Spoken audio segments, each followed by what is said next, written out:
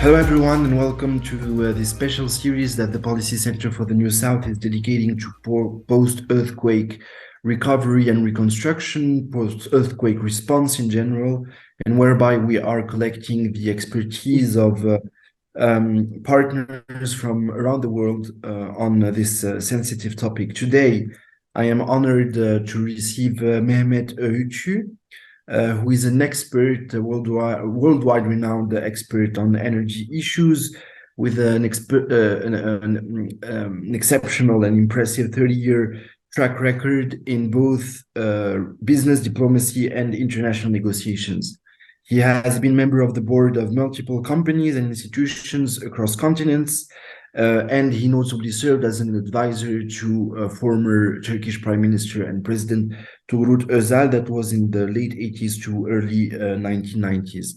The reason why Mehmet is with us today, and we are grateful for his presence and availability, is to talk about the February 2023 earthquake and tragedy that affected both Türkiye and Syria, with more than 50,000 people that fell victims to the earthquake in Türkiye enough, so more than 50,000 deaths recorded, and financial and economic damage that is estimated to be as high as $80 billion, according to some estimates, $70+ billion in housing alone, with a lot of infrastructure, of course, that was affected throughout the country. And let's remind that the earthquake affected the southwestern provinces of Türkiye, with about a dozen provinces that were particularly affected, notably in Hatay, Kahramanmaraş, Gaziantep, and Adana, to quote a few cities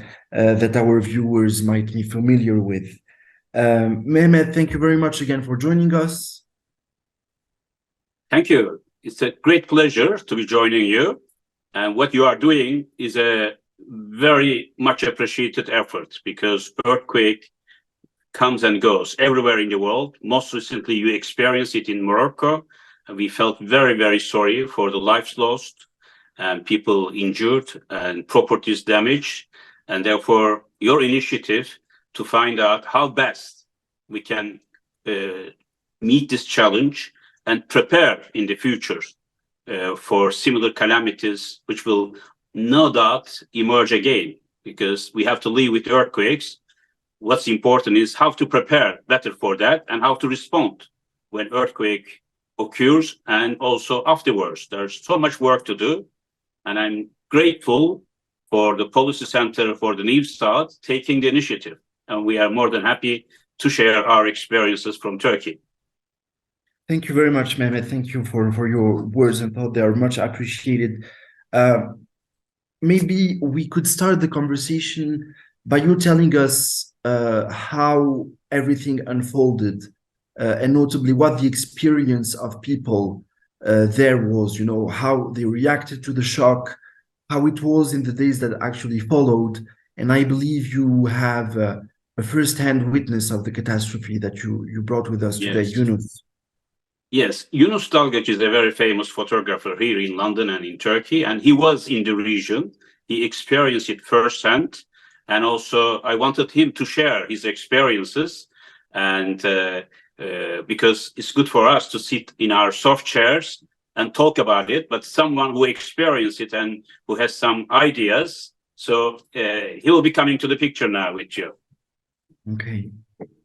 Hello, Yunus. Thank you very much for joining us indeed. Hello, thank you so much for having me today. Thank you. Yunus, you documented a lot of what was happening there. You took photos, apart from living it firsthand, from seeing the damage and the destruction around you. So we wanted precisely to have the look that you brought on the tragedy that happened. Yes, so I was there from the second day of the earthquake. Then I was in London at the moment, and then when the earthquake happened, most of my parents and then most of my relatives live in that region. And I'll be sharing some of the footages that I have taken in during that earthquake. And the footage is taken in Hatay, so it's the main center area of the earthquake. Let me just share my screen. I just want to talk the first footage that you see that all the vehicles are trying to get into the Hatay.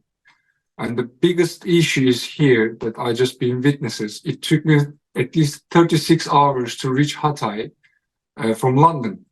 And normally flights takes just 5-6 hours from London to Hatay. But in that time, there is no traffic, no flights, no connections, no communications. So I had to go to Ankara first from London, then take the bus. And even the bus couldn't reach center of Hatay. And I had to take some ambulances to reach the center of Hatay.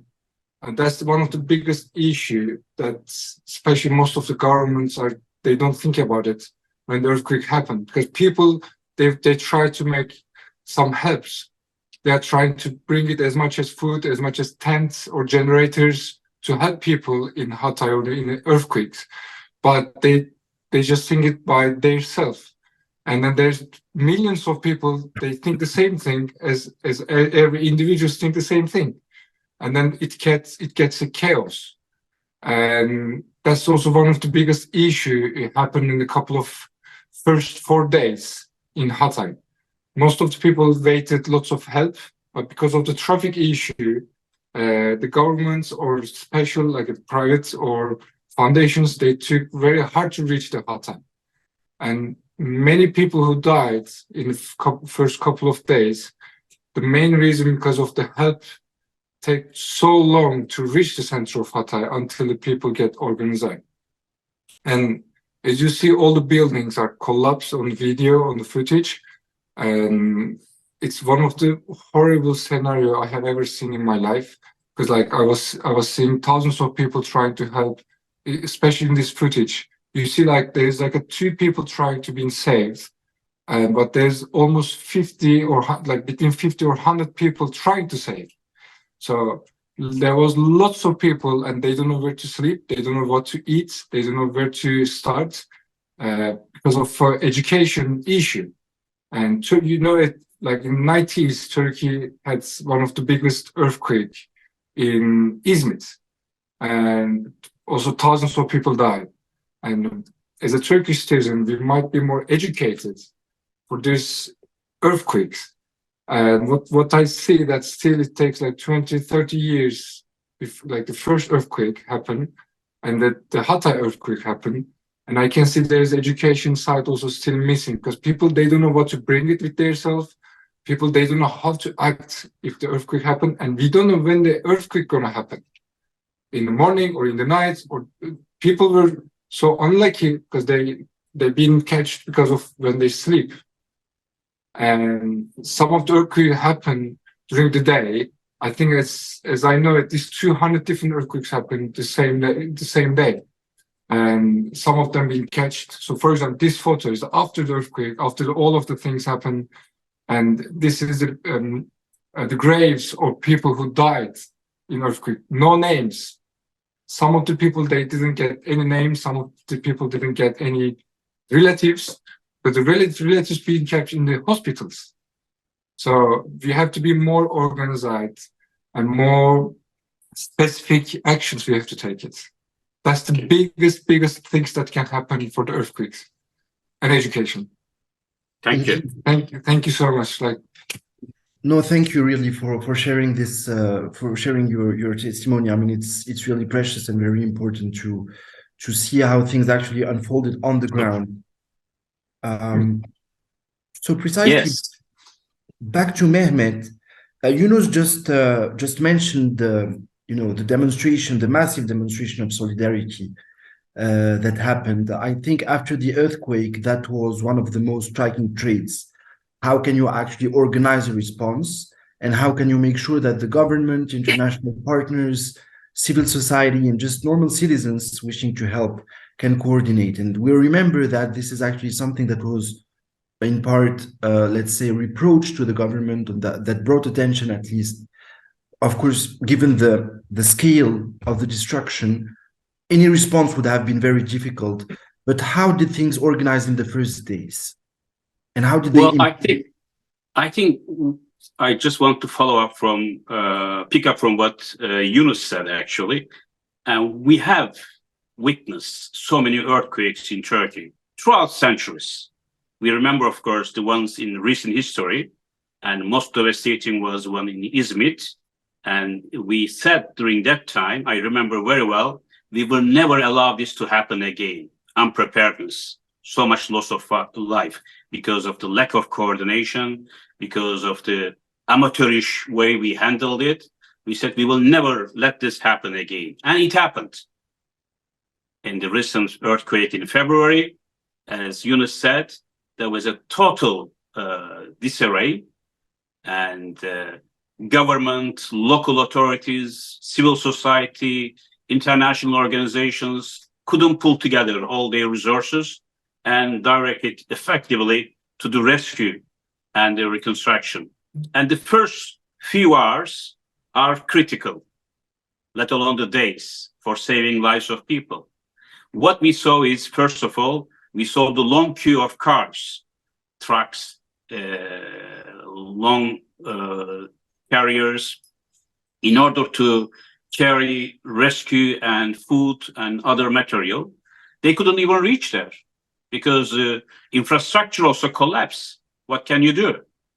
And the military, which is one of the most powerful tools at hand, because they have all the rescue equipment used during the wartime, and they could be mobilized. They didn't come to the fore for the first 2 days. It was too late when they were mobilized.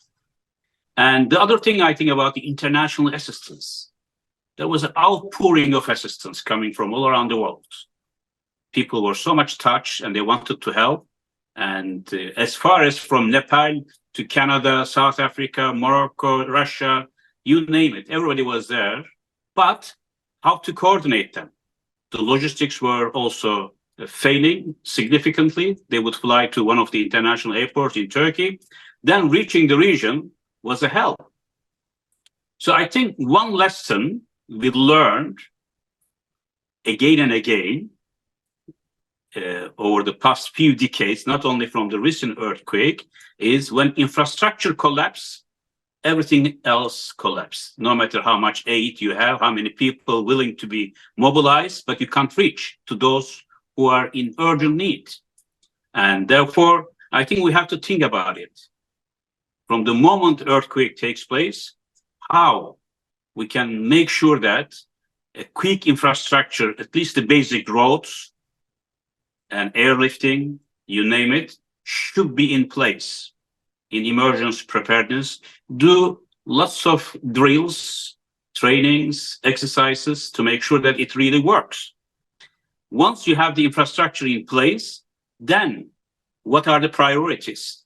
Because everybody is going in every direction. Although in Turkey, we have a central agency called AFAD dealing with disaster relief, and they did a good job, but there were also a couple of civilian initiatives and who were able to raise billions of Turkish liras and all the equipment, material needed. But the key challenge was there wasn't a single authority who can effectively coordinate all of them. Coordinate military, government, international assistance, individual, civil society. Everybody is there to help, but the help couldn't reach the needy. I think that's a critical lesson. Whatever we will do in the future to prevent this from happening and making sure that we will maximize saving lives and the infrastructure and properties, of course, efficient delivery of aid and the rescues quickly, as quickly as possible. I think the second thing which we tend to forget is the quality of buildings, building codes, infrastructure quality as well. Because we saw in these 3-4 cities you mentioned, buildings collapsing like playing cards. And some of the buildings next to those collapsing were up and running. Nothing happened to them.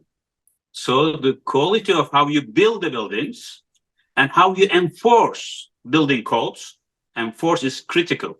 You might have thousands of pages of legislation on it, but if you don't enforce, if you become a hostage to rent-seeking constructors who are politically linked as well.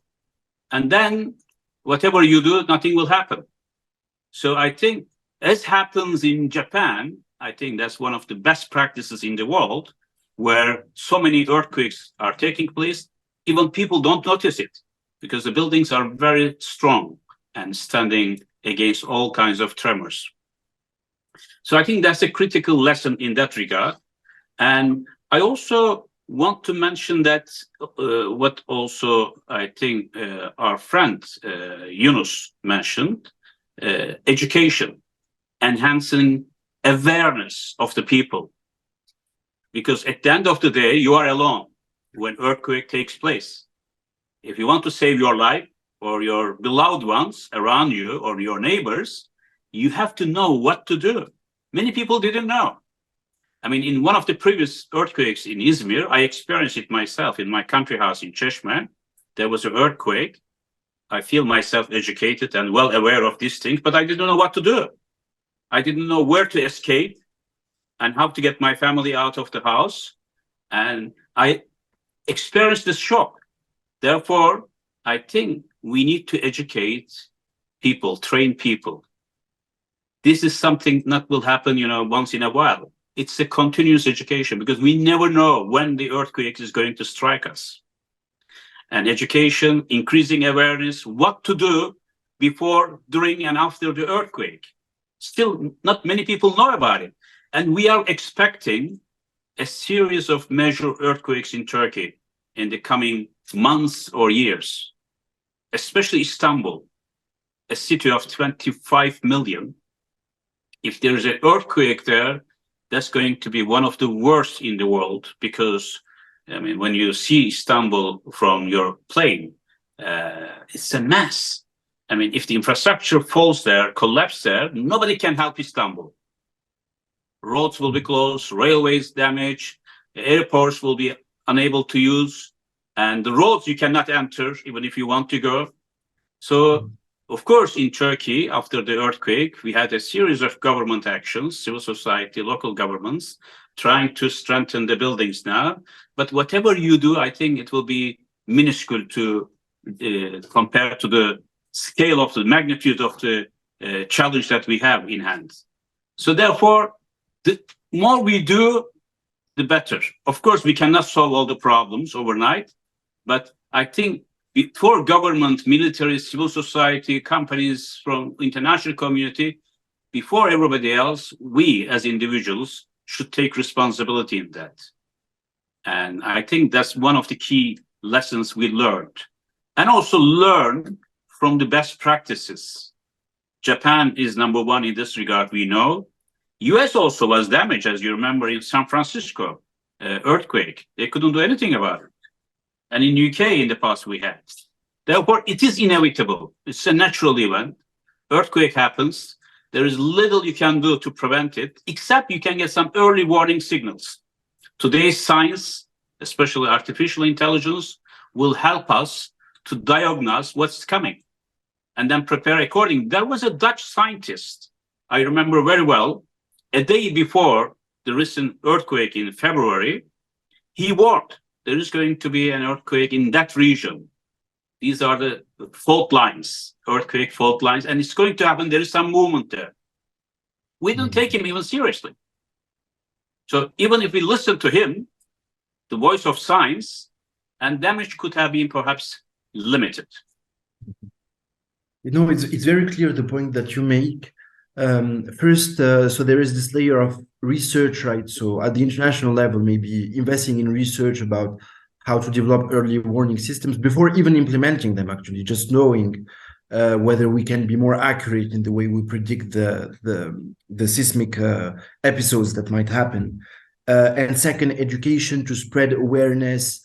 And third, also resilience through drillings, regular drillings. And these are actually good practices that exist in Japan, for instance, whereby knowledge about how to react to earthquakes is very much infused within society and throughout, at a very early age. It starts at a very early age. Everyone is educated and knows how to answer these types of events.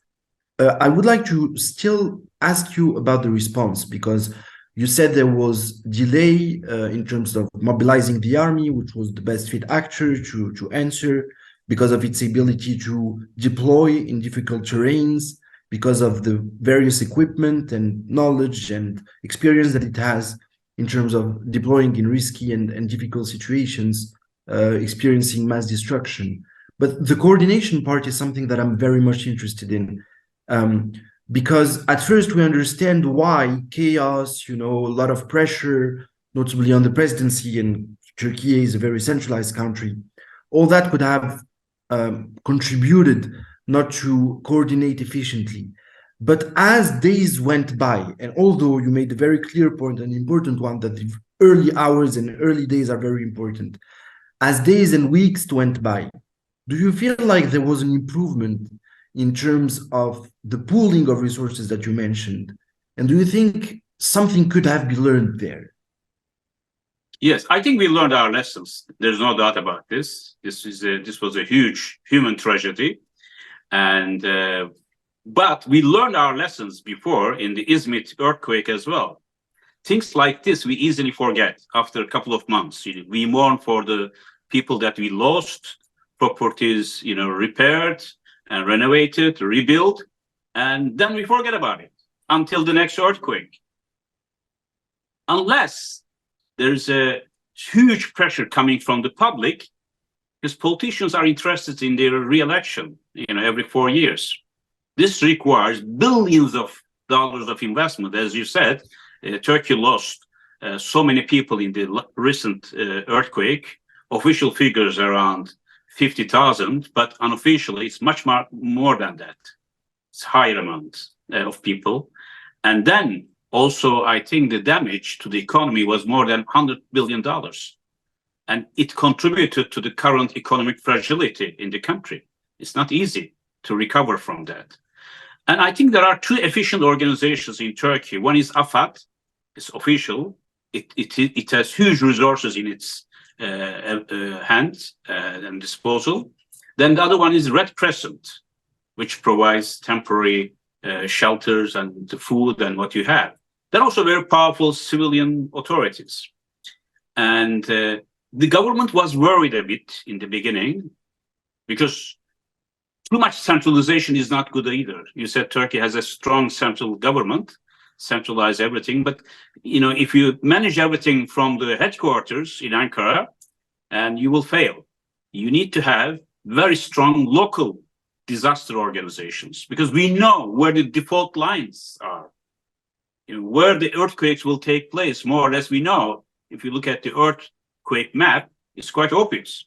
Therefore, you need to decentralize, empower local authorities more and more, military, without waiting orders from Ankara, and they should act immediately. It has to be in their, early response mechanisms. Therefore, don't expect instructions to come. Move immediately, like the international aid. They are not waiting for the countries even to demand.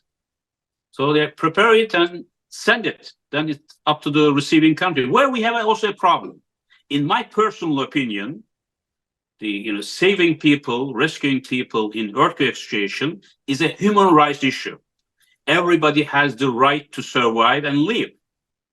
If national, local governments are unable to do it, I think we have to develop an international organization or body which can be, taking action and enforce certain things, because sometimes governance structures could be weak in certain countries where they cannot respond. If you leave it only to the locals, and you will have more and more loss of life.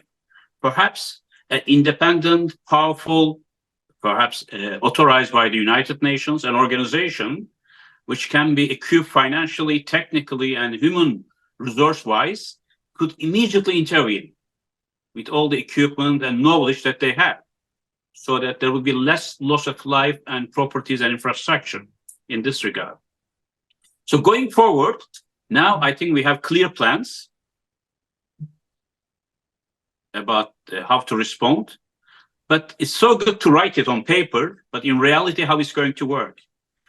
My biggest concern is what might happen in the event of a tragic earthquake in Istanbul or Izmir, first and second cities in Turkey.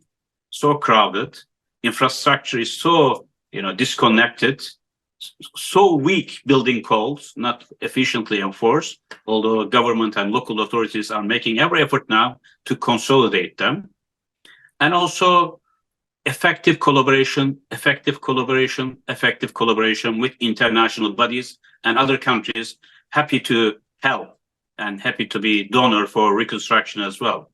So now the lessons we learned in Turkey, in Morocco, God forbids, but in the future, what will happen? So should prepare us to respond most efficiently and most quick, swiftest manner that we can imagine. That's the key words, swift action. Otherwise, whatever comes after 2 days is useless.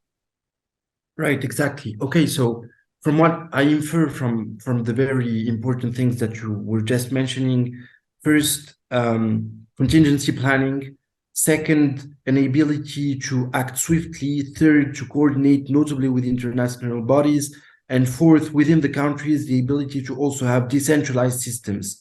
So at the different scales of government, be it provinces, cities, or state, in order for the different actors to know what part they should play in the swift response to these different things. And all of this, of course, supported by an infrastructure of drilling, of repeating what should be done, of actually doing it, and of permanent dialogue to mobilize the necessary resources. I would like to ask you a bit about AFAT and the Red Cross. Do you think precisely they are developing this sort of decentralized approach that you were mentioning, precisely as you were saying, they have both the experience and the resources to answer? So was this something that was part of the public debate in Turkey? Yes, I think public debate was very strong in Turkey. Civil society became so furious and became also so motivated to contribute to this. Rather than just talking, they wanted to take some action. But there is a problem there then, because the government wants to keep the control of the situation from one single hand.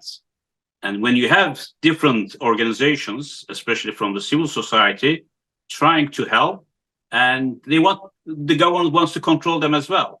Their financial resources through donations and also their human resources. To a certain extent, this is justified because in an earthquake situation, if you have too many disconnected activities, they will not be helping. Because I wanted to go there as a volunteer, but they said, don't come. We already have enough people around. And you will be a burden. We have to feed you. We have to provide shelter to you. Whereas our priority is now to help people in need there. Therefore, I think some sort of central coordination is critical, and it has to go. I think Red Crescent and AFAT, they have some sort of division of labor between them, and therefore they did their best to perform well. But the only problem was some of them waited for the central government to give the green light for certain actions. This wasn't correct. They have to be autonomous. They have to be decentralized. They have to have already the power to act without waiting anybody telling them. The same goes with the military as well. I think one element I want to add, this earthquake came just before the elections in Turkey. We had the May elections, and opposition government, they worked very hard to win it. It's presidential election and general parliamentary election. And then government was scared that they will lose votes because of their inefficiency or lack of coordination during the earthquake. And they didn't want military to be too active there as well, to show civilian side of the government was not so effective. And opposition, many people thought, did a good job, but they might also manipulate the situation for their gains in the election. So this is another issue. I think we need to depoliticize anything related to earthquake. It's not to win brownies or lose. So I think the whole country should be just, one heart and one hand, united to deal with the challenge and the sufferings to be resolved. I mean, the government immediately started reconstruction effort, provided all the shelters, and now they finished some of the housing projects as well, in massive scale. So they did a good job. But one great loss we had, not only infrastructure and human life, especially in Hatay, where Yunus showed us the pictures, it was an ancient city. It was a holy city in many ways, you know, from Christianity, Judaism, Islam, and different civilizations. They're all gone now. Whatever you do, they won't come back. So it's a world heritage disappeared from our maps, from our lives. This is also another source of loss, very regrettable loss for us. So this brings also the question of how we can also protect our historical heritage, because they lived thousands of years, and then in one earthquake, they all demolish and collapse. Some of them resisted the earthquake much better than the modern buildings. That's amazing. You know, a building that was built 600 years ago, and they stood the shocks of the earthquake, whereas 3 years ago built modern building collapsed. It also shows us that perhaps the quality of building codes was much better in old days than today. Exactly. Is it still part of the public discussion, this learning process of how do we readapt? Because I think, as you said, there is the immediate response, how you can refine it, and there is also the ability to build capital in terms of knowledge, you know, in the long run. But there is also this small ability to capitalize on the expertise, the knowledge of civil society, as you said, but also of research within the country. So is this ongoing in Turkey, actually? And is it visible? It is ongoing. I mean, there's academic studies on that. Think tanks are working on that. Government, there's AFAD and the Red Crescent. They still focus on it. But the public awareness is waning. Interest, you know, very strong emotions immediately after, perhaps a couple of months, lost relatives, friends, but afterwards, back to square one. We go back to our daily life. We have other concerns. And until another earthquake comes, perhaps on the anniversary, 1 year, second year, third year, we remember again. We say what we have learned is not going to happen again, but it's the same story. I'm sorry to say that, but I experienced so many earthquakes in my country as well as in other countries. And so there's so much hot talk about it. And from government, from military, from civil society, individuals, media, but they forget it. Mm-hmm. You know, now there are more issues like war in Ukraine, the Gaza crisis, the economic fragility in the country, who is going to win the next election, local election in Istanbul, Ankara.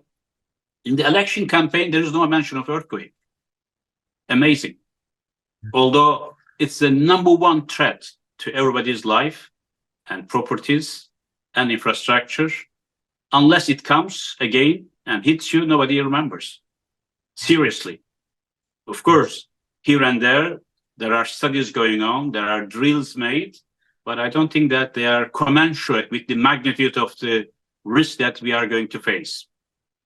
And how about education? So you have to keep it alive all the time, as you are doing now, because I really appreciate what you are doing there, because this is also one way of increasing our awareness and also forcing us to think what responses we should be developing and how international collaboration could be better mobilized and put into action.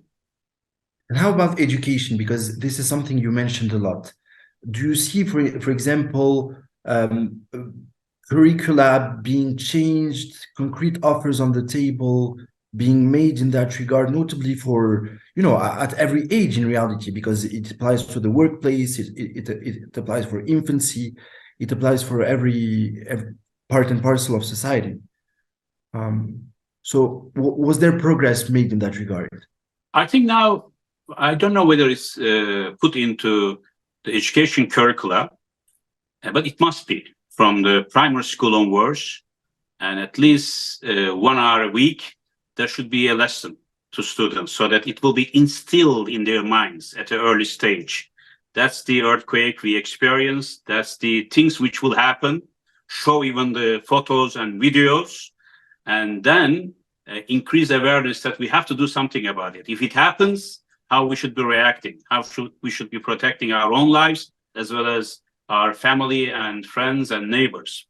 I think drills are taking place here and there, but one, I think, sad thing, regrettable thing, there were some gathering points in big cities, specially designed. You know, if earthquake happens, people should go there because there is less risk there. But even in those places, they are now building houses, shopping malls. And so the rentier, making financial gains, still dominant in the minds of many contractors and local authorities, rather than opening space and so that people can escape to certain gathering points when earthquake happens. So therefore, I think there is a huge challenge here to make sure that the government will enforce. There should probably also some international obligations, how the cities should be organized in the event of, as I said, I mean, if there's an earthquake in Istanbul today, you cannot enter Istanbul. If there's collapse of these three, suspension bridges, how are you going to communicate between European and Asian sides? Even if you build another bridge quickly, how you will enter all the streets, narrow streets, and with full of debris and collapsed buildings. So you cannot even help people in 3 weeks, 4 weeks. You cannot enter the cities. Airlift will not be possible, of course, on such a large scale. So I'm thinking about these issues a lot, and I think all of us should think, not only think, but also act. And now I think there is sufficient public pressure on government and local authorities. Do something about it. And we will hold you accountable for what you are not doing. I think that should be also a political message to all politicians, so that during their election campaigns, they should flag this better preparedness as an election manifesto. Right. So scrutiny, indeed, you mentioned pressure, but also scrutiny and self-organization to an extent locally are very important. Urban planning, definitely. I would like to move to the reconstruction phase. There is a lot of talk, globally now. It's actually a UN embrace agenda, Build Back Better. It has been put to the fore by the Biden administration. But in the different conversations that we see on the international stage about the necessity to build resilience, to prepare for a more resilient future in terms of energy, notably, and you are a renowned expert in energy, one of the first topics that arise is that of financing, right? How do you pool the resources? How do you make sure you can have them? How do you mobilize them, and so on and so forth?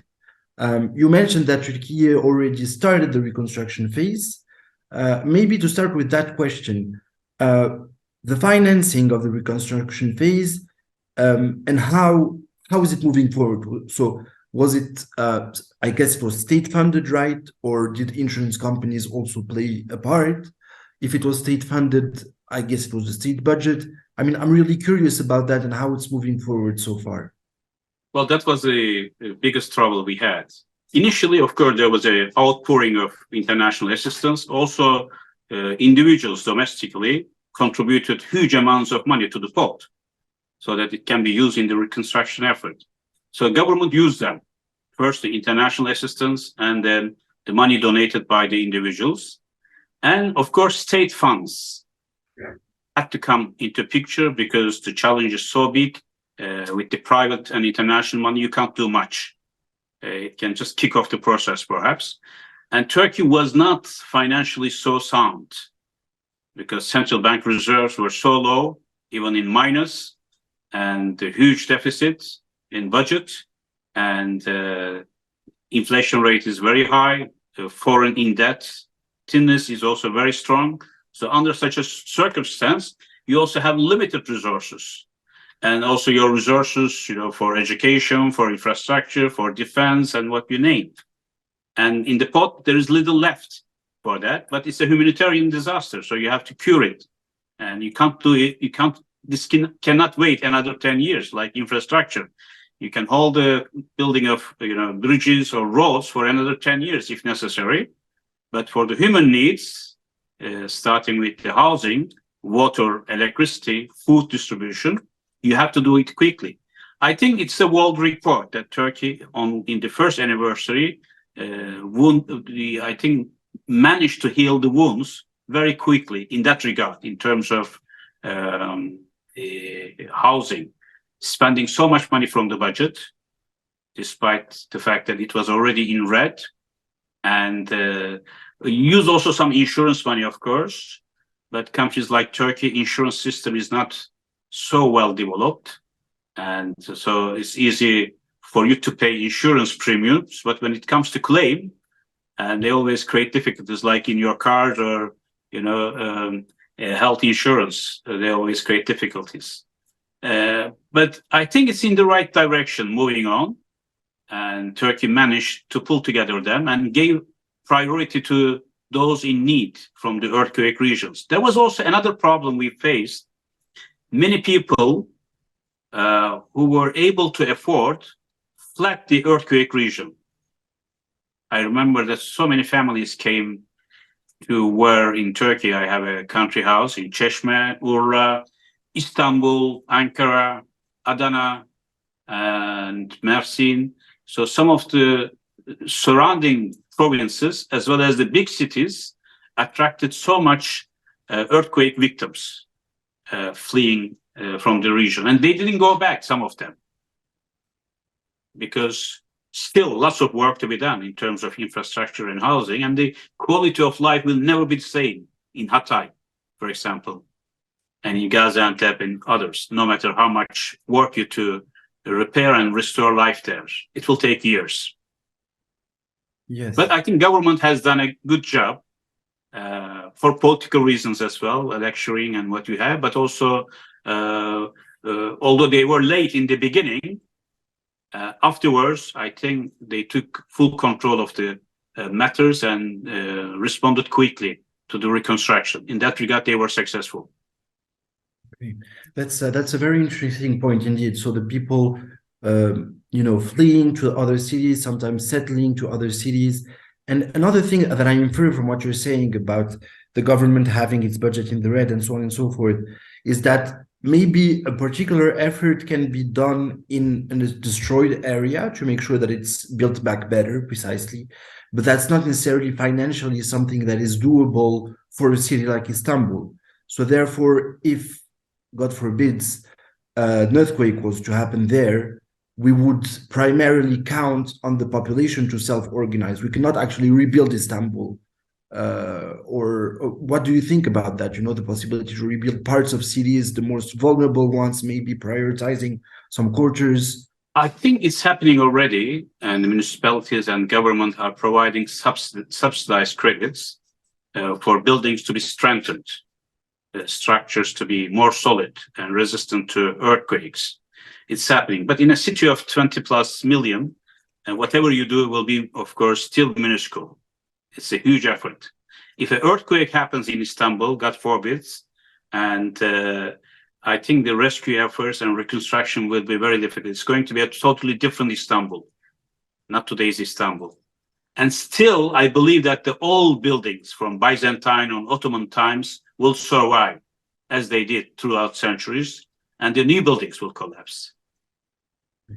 And so, but I don't think we should belittle the efforts the government, Istanbul municipality, and civil society are making in Istanbul. But the challenge is so huge. Whatever you do will be a drop in the ocean. But this doesn't mean that we should relax and take a step back. We should continue this effort. And how many lives we can save, I think we should work on that, rather than taking a very fatalistic approach. Is fate, what can we do?